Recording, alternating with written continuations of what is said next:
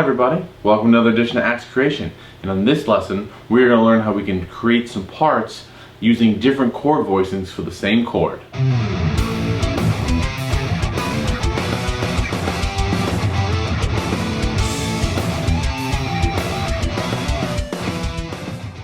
So the idea for this lesson started out, I was playing around with this chord, A minor 11 chord. If you are familiar with an A minor shape, or an A minor 7 shape I should say, right? So if we're going to play with our middle finger, we're going to put it on the 5th fret of our low string, 5, skip the A string, and with our ring finger we're going to bar, kind of like we're playing a C major chord, bar chord, and with the A in the bass. Right? So that's a minor 7 chord. And if you lower the B string down to D, or the 3rd fret, that becomes a nice 11 chord. And it's a really nice voicing because you get the two open, you get the D and the E are now open. Really nice voicing. So I was playing along with that, and then I was kind of putting some other ideas together. Like I was playing this chord, but with the low E. I really like the sound of that. And then I would just move it around some chord voicings, okay? So we're playing A minor 7. A lot of you know from my other lessons, we have this voicing, right, which is up in 10th or 12th position based on your 5th string. So if I were to play that, it's 12, 10, 12, 12. And that is an A minor 9 chord, right? Because if our root note is here, on the B string on 10, the 2nd note of the scale is the 12th fret, and the 13th fret is the 3rd. So if I play the 13th, now you can play around with all those voicings.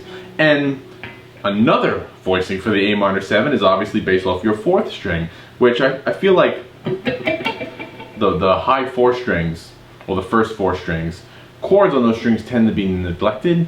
I'll probably do a lesson on a bunch of different shapes, but we have this minor 7 shape. If we don't want it to be, so that's 7, 9, 8, 8. A lot of people kind of play it like that. Personally, my finger just doesn't bend like that. No good. No good at all for me. Right? If you just want to play a regular minor chord, 11th I should say, that 7, 9, 8, 10. Okay, really nice. So I was playing around,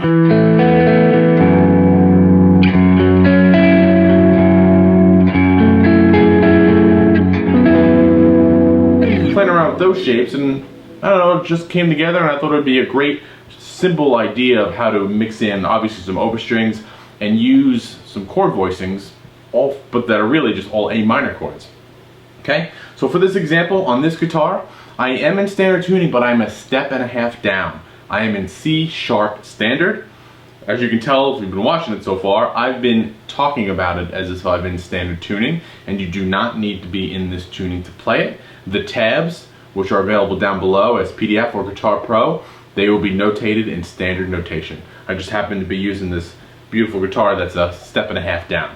Alright, so bring the A or the E into this like I was playing before. I'm going to make a slight variation because I think it sounds good. If I were to pick out this chord,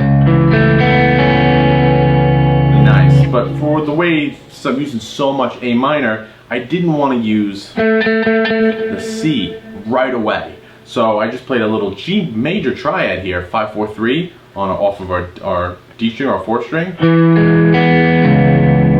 Alright, so if I put an E on that chord, it's essentially an E minor chord, or an E minor 7 chord. Nice, so what I'm doing, right, so I'm picking it out, low string, D string, 3rd string, 4th string. With my first finger, I'm picking, or I'm pulling off from 3 to. And then from that point, instead of doubling up on the B, that's when I play the C note.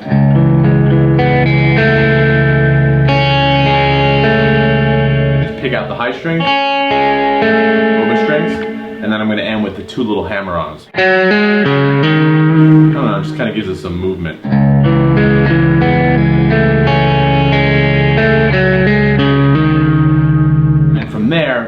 start playing some A minor chords. Alright, so I'm not playing the high string on that one, I'm just playing the O, 7, 9, 8. Well, essentially the same picking pattern, right? Open A, pick out the power chord, 4, 3, 4. And then I'm going to take that motion and go through the other voicing.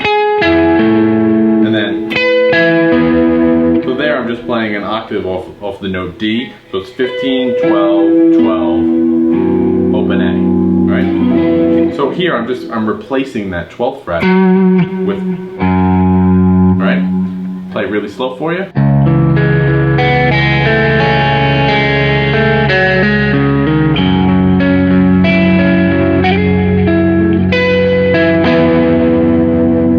Now I'm going to add some new chords. C, major 7, sharp 11. You guys know it, and I'm not even going to say it. Voicing, 8 on the low string, skip a string 9, 9, 7.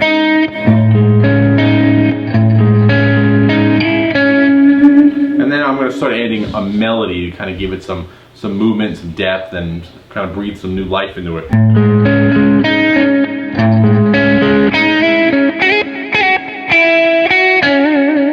Kind of playing with that scale fragment right there on the B string, 7, 8, 10,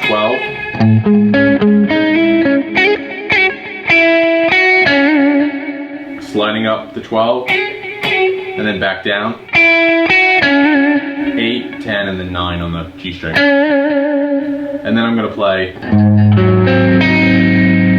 E7 chord. So if I kind of put this all in E minor, I'm going to get a nice 5.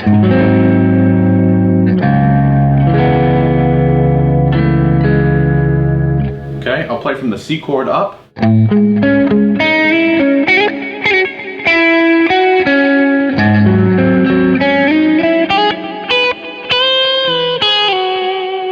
Alright, so I'm just kind of picking out that B7 chord. Same picking pattern that we've been doing. And then I kind of walk up the E minor scale, 5, 7, 9. Slide up from the B flat up to the B if we were playing pentatonic. Alright, you can do something like that.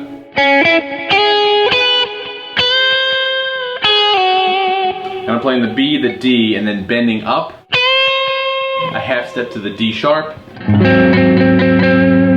It gives it the dominant sound, and then back down to the A, and then I start it all over again. So that's it. Coming up with some nice creative parts. We're using open strings. We're using different voicings for the same chord, right? We're making a nice lush, clean parts. I love writing, and we also have some strong harmonic movement, right? Because the E chord kind of like starts your root harmony. It moves up to the A.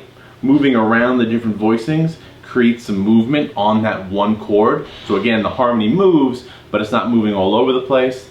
And then we jump into the C chord, gives it nice movement to the B7 chord, bringing in that tension sound, and you resolve it back to the beginning. Alright, so like I said, down in the description below you can find a link for the PDF or guitar profile. And as always, let me know what you come up with. So until then, I'll see you next time. Thanks a lot.